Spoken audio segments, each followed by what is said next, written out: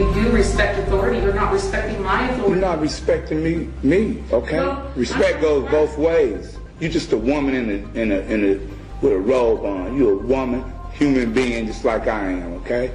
All that criminal he's spitting out his mouth, he's a rogue too.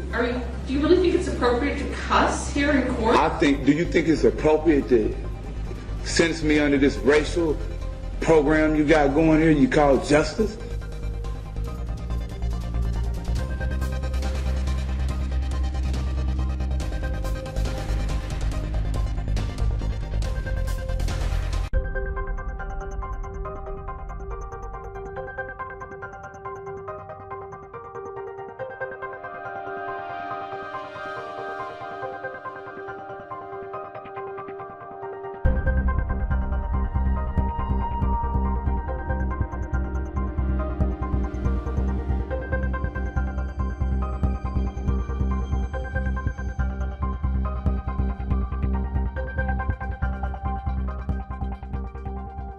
To keep and bear arms in order to shoot our own politicians.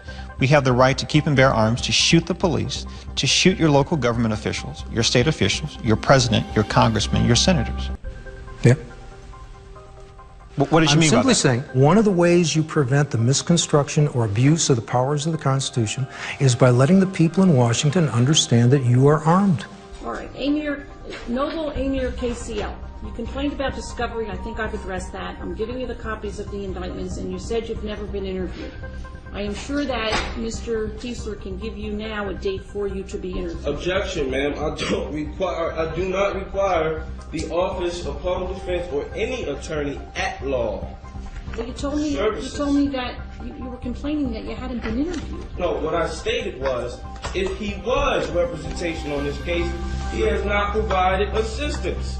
If he was representation for this case, the assistance is ineffective. Well, my understanding is that Judge Smith has required Mr. Kiesler to represent you. Objection. I've addressed this matter with Judge Smith. Judge Smith does not have jurisdiction and could not prove jurisdiction. Therefore, Judge Smith does not have the authority to make any decisions for me.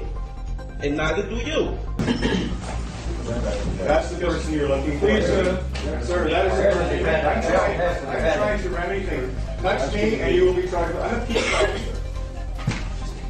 You want to dishonor a court official? The defendant's on the bailiff's desk. Sir, are you here on behalf of Mr. Thompson? I said I was the administrator for that account. Are you here as agent for him? Could you guys please back up? Thanks. Are you here as agent for him? Not as agent, as administrator, much like you are administrator of this court. Filburn might say that we can get away with in court. Well, I think you have to make your own decision about constitutionality. In normal times, you follow what the Supreme Court law has said, but we don't strike down any of your laws. People sometimes go, the Supreme Court struck. We never strike down your laws, gentlemen. We just ignore them. The issue that is most urgent at the moment is changing the world monetary system, the banking system. And this is a long story, and I know you don't want to spend a lot of time on it, but it is critically important. The banking system that we have is, to put it bluntly, legalized fraud. What should be the proper relationship between a chairman of the Fed and a president of the United States? Well, first of all, the Federal Reserve is an independent agency, and that means basically that there is no other agency of government which can overrule actions that we take. So long as that is in place and there is no evidence that the administration or the Congress or anybody else is requesting that we do things other than what we think is the appropriate thing, then what the relationships are don't frankly matter. The banks aren't owed any of this money at all. They're owed zero, and so it's irrelevant to them. And what they do is keep increasing the amount they claim is owed in the hope that the borrower will keep sending them more and more money, become more and more frightened and intimidated, and that's what they keep doing. They never send her an accounting because they can't. It's impossible. There is no accounting. They're making it all up. Mr. Speaker. There being no further discussion, the clerk will take the roll on the bill.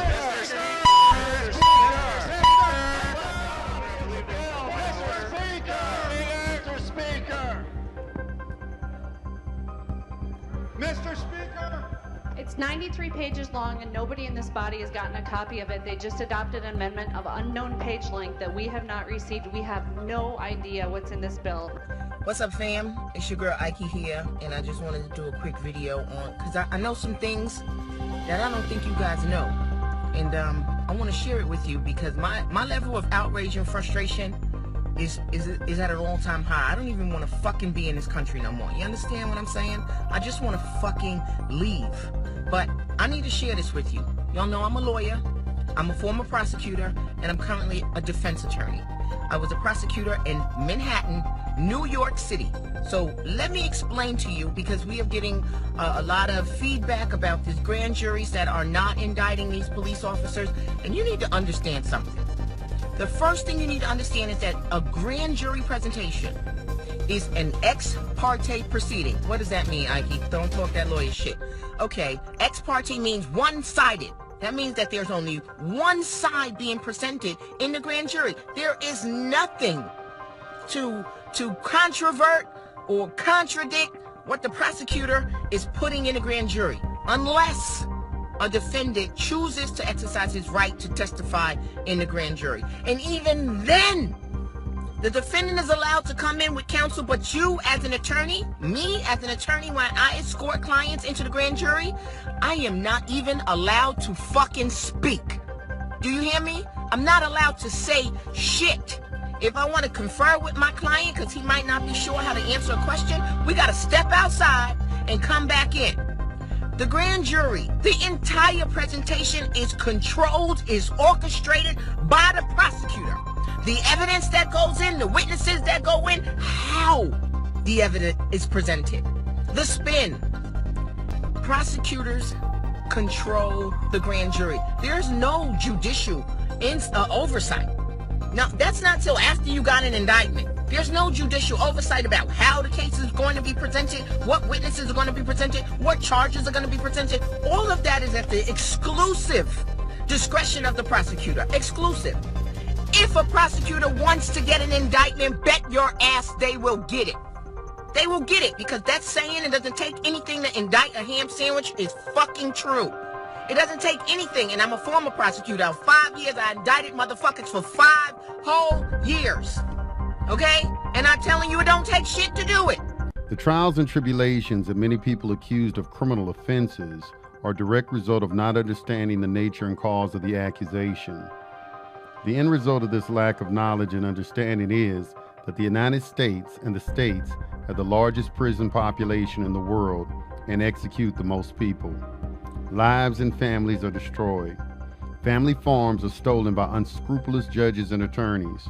Hardworking folks who have done no wrong have lost their homes and savings and have been reduced to a state of poverty by an encounter with the American system of injustice.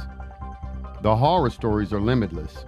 This author believes that this lack of understanding is the result of the dumbing down of America, a part of a scheme devised and orchestrated by foreign and domestic enemies of the people of the United States of America, not the least of which are the American Bar Association and the various state bar associations which sprang from England. These bar associations have concocted a Luciferian scheme, bringing the maritime jurisdiction onto the land, and the scheme undoubtedly includes every member of every bar association up to the dishonorable justices of the Supreme Court. These foreign and domestic enemies of the people of the United States of America are believed by many, including this author, to have schemed for years, at least since the founding of our nation, to establish a total takeover of not only our country, but the entire planet, and to enslave the people in their domestic quest to establish a one-world government or New World Order, created out of the chaos of the destruction of liberty and to be founded upon the ruins of the principles on which our once great nation was established, and with the slave labor supplied by once free, self-sufficient, and proud people. Yes, Virginia, there is a conspiracy. There is a conspiracy by attorneys to steal everything that you have and to make you a slave. The members of the bar bestowed honors, privileges, and immunities upon themselves in direct violation of the very constitutions that they have sworn an oath to uphold, so they can steal with impunity. They have defecated on the principles of law and justice. This author has personally witnessed them laugh about their license to steal when referring to their membership in the bar. Lawyers have infiltrated, and taking control of the legislatures so that they can enact laws for their own unjust enrichment. For the most part, they occupy or control the offices of the executive branches of the governments of the several states so they can sign the legislative enactments into law. They absolutely control the judicial branch so they can adjudicate and enforce the laws and divide the spoils among themselves. They control the banks so they can launder their ill-gotten gains. These zealous advocates of injustice will strip you of everything of value you have if they are given the least opportunity. If you hire one to help you out of a scrap with the law, for the most part, you'll end up in prison while your lawyer is sipping margaritas on the beach in Cancun, paid for with your money. Your ex-wife might even be with him. Only if you have as much money as T. Cullen Davis or O.J. Simpson once did, might you be able to buy yourself some justice. The justice these two colorful characters bought for themselves cost them their fortunes, but they evaded imprisonment and possible execution for a price paid in money.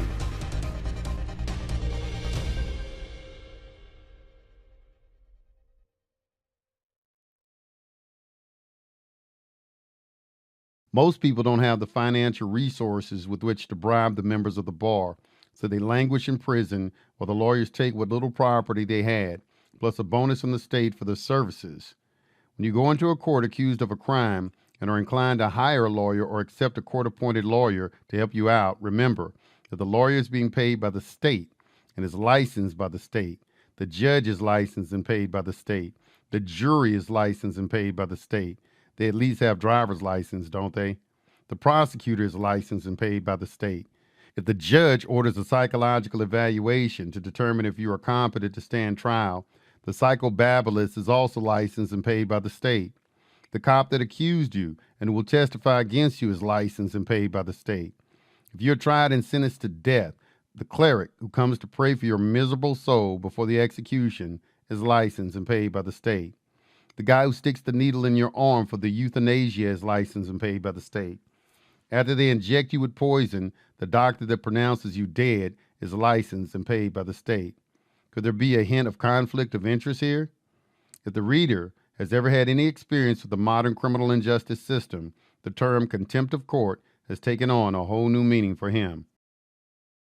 The lawyers fill the prisons with people who have injured no one but are convicted of statutory crimes of a maritime jurisdiction. Prisons are filled with people whose only crime was to be in possession of a substance that they, the lawyers, have declared to be illegal.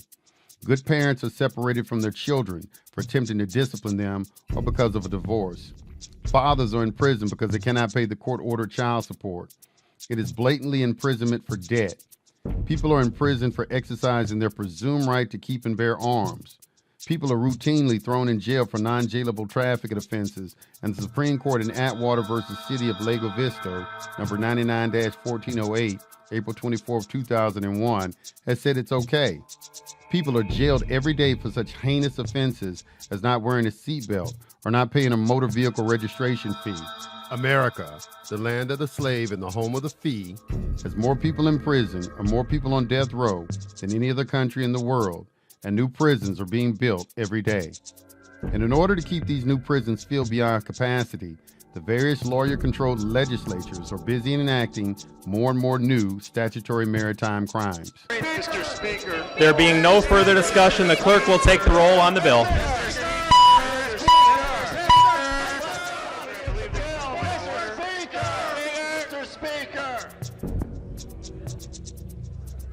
Mr. Speaker!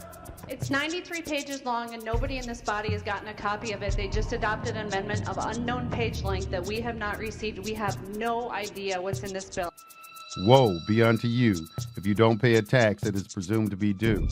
If you don't pay up, the zealous advocates of injustice will drag you into their secret maritime jurisdiction on the presumption of a tax debt and steal your bank account, your car, your home, and anything else they can find.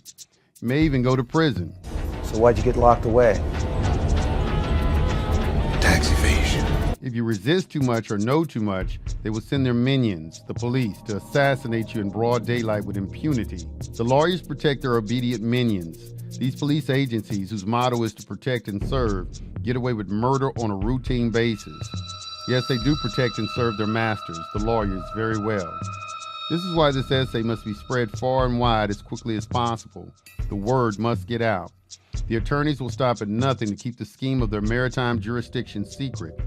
One advantage that the people have is that the rats are not yet totally in control of the internet. Please use it. If you have a web page, please post this article. Another advantage that the people have is numbers.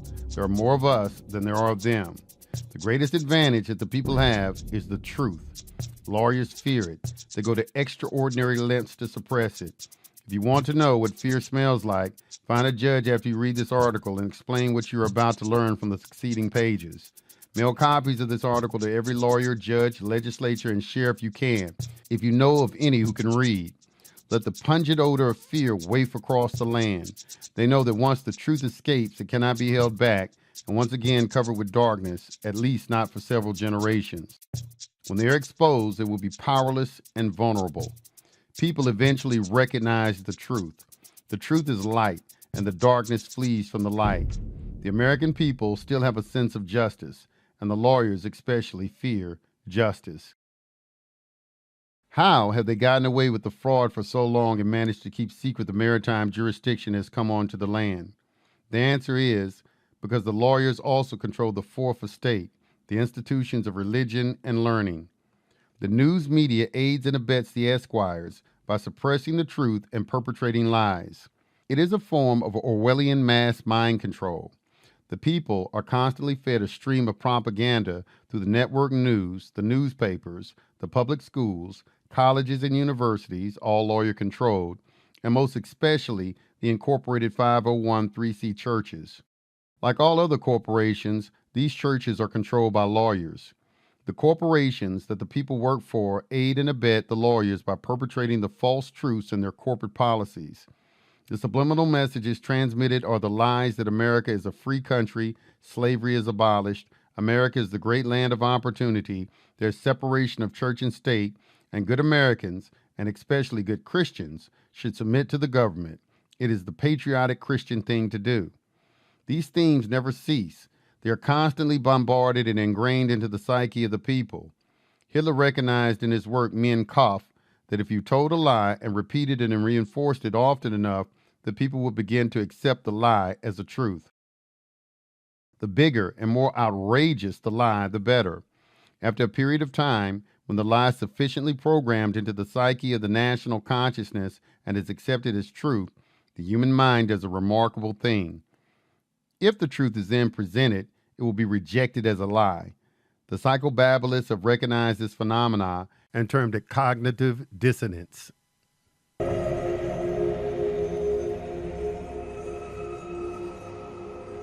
The most insidious threat to our basic freedoms, such as freedom of mind and freedom of speech, is a little-known phenomenon known as mind control. Mind control is the shaping of a person's attitudes, beliefs, and personality without the person's knowledge or consent.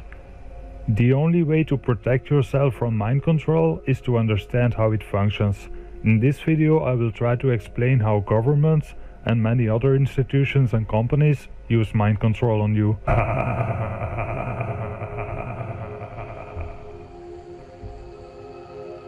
The consciousness mind is your awareness at the present moment.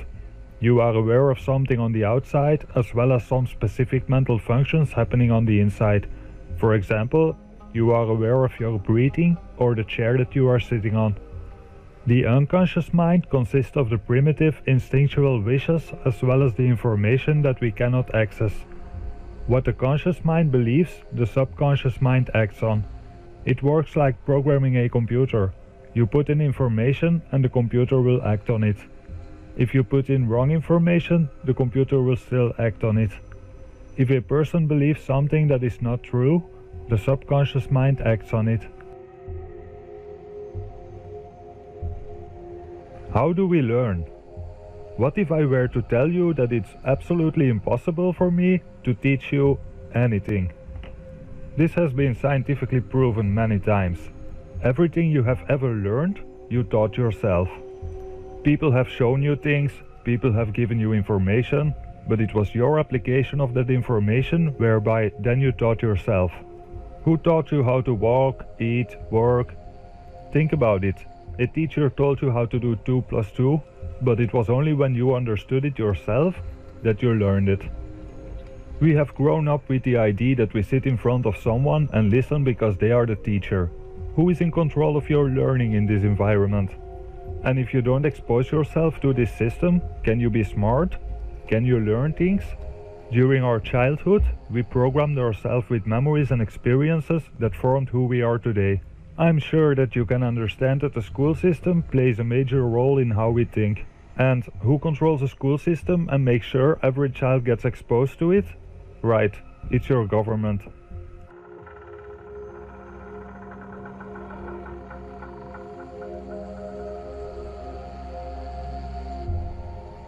Cognitive dissonance makes the mind automatically reject information that is not in line with previously accepted thoughts and beliefs. Many of the things that people believe are never questioned, especially if the information comes from a reliable source. People can be led to believe something that is not true if the information is carefully timed and presented by an accepted and respected authority. The purpose of propaganda is to direct public attention to certain facts. The principles of propaganda are the same principles of mind control, hypnotic suggestion, mental programming, distraction, and repetition. Distraction focuses the attention of the conscious mind on one or more of the 5 senses in order to stop conscious thinking. This induces a state of mind that is similar to daydreaming. Think about watching television, losing all sense of time and place, staring at a screen.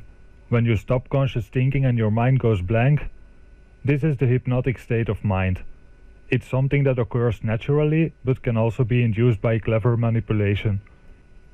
Think of the times you have seen flashing words on TV. These are a distraction for your eyes to lock onto in order to induce hypnosis. Any repeating light or sound pattern can lead you into a hypnotic state. A television screen appears static but actually flickers. The flicker rates can bring you into a hypnotic state of mind. A hypnotist repeats the same things with the same intonation to induce this state of mind in his subject. A hypnotist repeats the same things with the same intonation to induce this state of mind in his subject. A hypnotist repeats the same things with the same intonation to induce this state of mind in his subject. It is in this state of mind that someone is the most receptive to mental programming. Whether or not the subject accepts the information depends on 2 things: trust in the source of the information and repetition. Trust in the source of the information induces acceptance of the information as true, even if it is not understood. Repetition embeds the information into the subconscious so that when the subject gets the same information presented at a later time, it will be seen as true.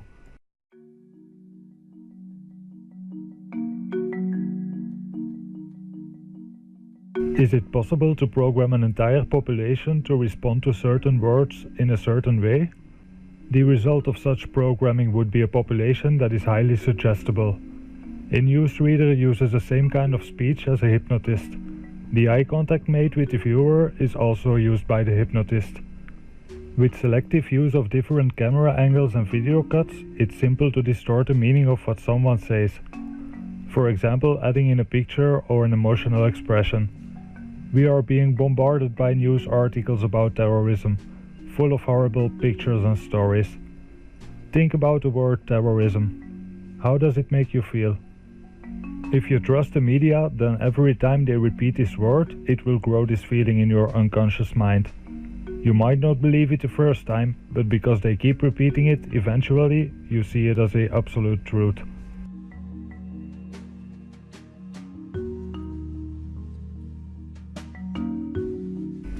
The power of music is well understood. Music affects your emotions, mind and body.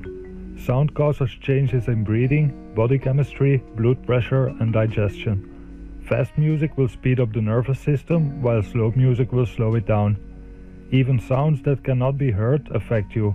Very low frequencies can cause headaches, dizziness and fatigue. Repeating sound patterns can bring someone into a hypnotic state of mind and make them more suggestible. Reverse speech is sometimes used in music so that when you play it backwards, you get another message. The subconscious can decode and read these messages. Repetition of the message constitutes mental programming. In time, the effects of this kind of programming will appear.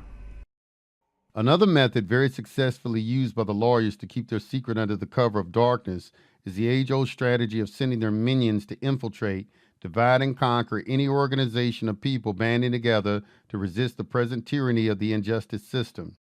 The authors have personally witnessed the effectiveness of this strategy. The minions of the Esquire sent to infiltrate patriotic organizations are intelligent, skillful, and highly trained in the arts of deception and betrayal. They are people of likable personalities who are able to gain trust, induce people into offending some maritime penal regulation, and set them up for prison. The most active or successful patriots are the ones on the top of the list to be targeted. They must be beaten into submission or neutralized, sometimes with extreme prejudice. Witness the fate of Gordon Call. Warm greetings to one and all. Welcome to part one of American Heroes, the Montana Freemen. Today, very few people know much about the Montana Freemen, and for those who may have heard something about them, they only know the story as it has been filtered by the establishment media.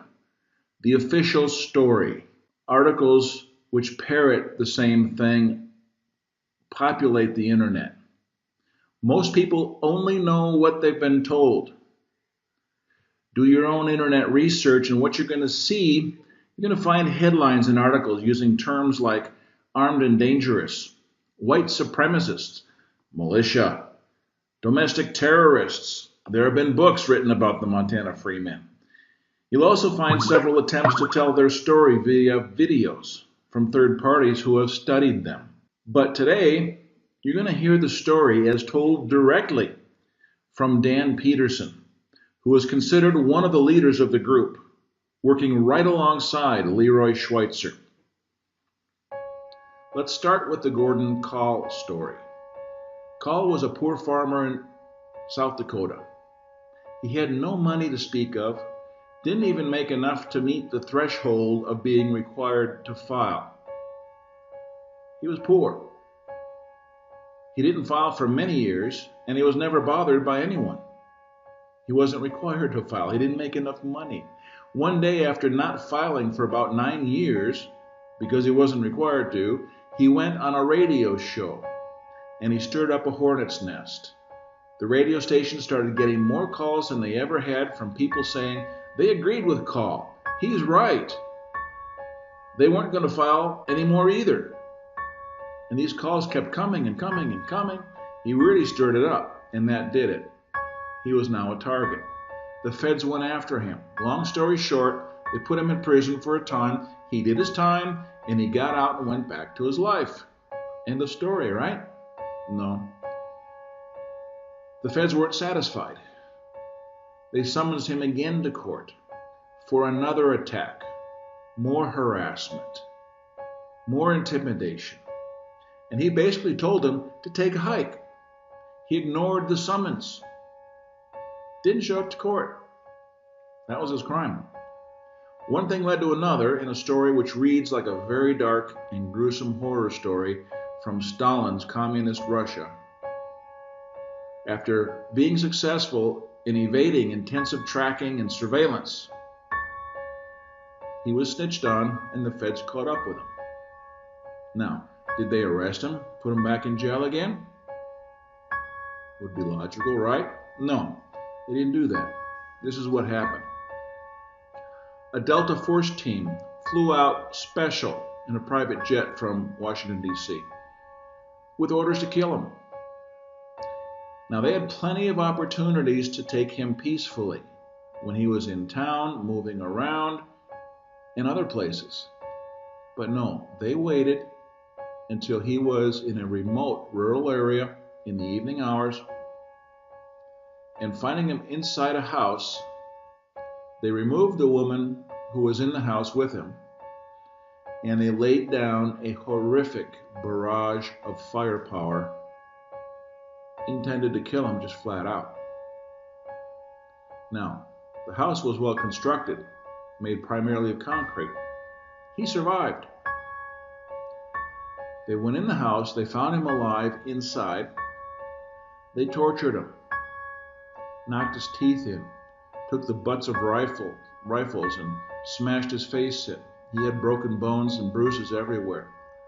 They then, listen to this, they took an axe, they hacked off his left hand. Screaming in pain and bleeding profusely, that wasn't enough.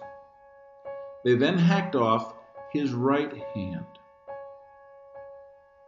And they proceeded to hack off both of his feet.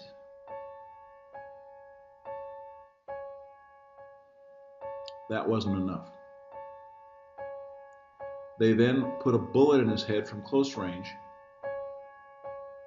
A local deputy sheriff was given the honor of removing the bullet from Gordon Call's head as a souvenir. To cover their tracks, they tried to burn the place down, but due to the fact of its concrete structure, they didn't do a real good job at that. The corpse, identified as being Gordon Call's, was missing teeth, hands, and feet, had a bullet hole in the head without a bullet, and was extensively covered with tissue bruises and fractured bones. It was very shocking and disgusting, as some of the local people who saw the photographs of Gordon Call's charred remains, which were taken by the coroner, they reported a stark and terrified look on his charred face. He had died in extreme terror, screaming violently from the pain. And the feds had gotten their man. Some of these infiltrators are undoubtedly honest people that have run afoul of a maritime penal regulation and have caved in to the pressure put on them by lawyers and their minions to inform on others in order to avoid incarceration. Some do it purely for money. Others are agents of the lawyers who travel the Patriot circuit, holding seminars and disseminating false information and surefire remedies guaranteed to be the proverbial magic bullets. Many good people have lost their property and liberty pursuing these false remedies sold by patriots for profit who are paid by the attorneys to lie and then double dip into their victim's pocket by selling the false information. And then there are other patriots holding seminars who truly believe that they have the answer and end up in jail after an attempt to apply their own theory. It is understandable how one can fall victim to a false patriot for profit scheme. Your authors have been victims of some of these schemes. People that run afoul of the American system of injustice are so desperate for some relief that they become easy targets of opportunity. Live and learn. The age-old warning of caveat emptor should be applied to this instant article. Do your own research and check it out. Education, however it is obtained, is usually expensive. Hopefully, most folks learn by their mistakes. But the dawn is near, the sun is rising. The path traveled by those seeking the truth of the fraud has been a long and arduous journey. It passes through a jungle growing over the hollow remnants of many small businesses, the ruins of family farms, the shells of homes once occupied by close-knit families, and passes by dead bodies and graves marking the way. The path to truth has been filled with stumbling blocks, seemingly insurmountable, and many forks lead to false trails. Many who have started down the path have found the journey so difficult that they have turned back. Others, more determined and of a stronger character, have perished along the way. A great debt is owed to those who have blazed the trail before us and marked at least part of the way, marked false trails and removed some of the stumbling blocks. Without the knowledge that they have gained to be built upon, your authors would have never discovered what they have. This article is not the work of any one man. It is the accumulated work of many. It is the culmination of many pieces of a giant puzzle that have been assembled with divine intervention. The authors sincerely believe that the timing of this revelation of fraud is key to the timetable of the Creator. His plan for the destiny of mankind and the universe has existed from the beginning, and the plan is nearing the final stages of execution. The lawyers are soon to suffer the woes described in the Gospel of Matthew chapter 23. The secular judges are soon to be judged by the judge of the universe. How can they defend themselves?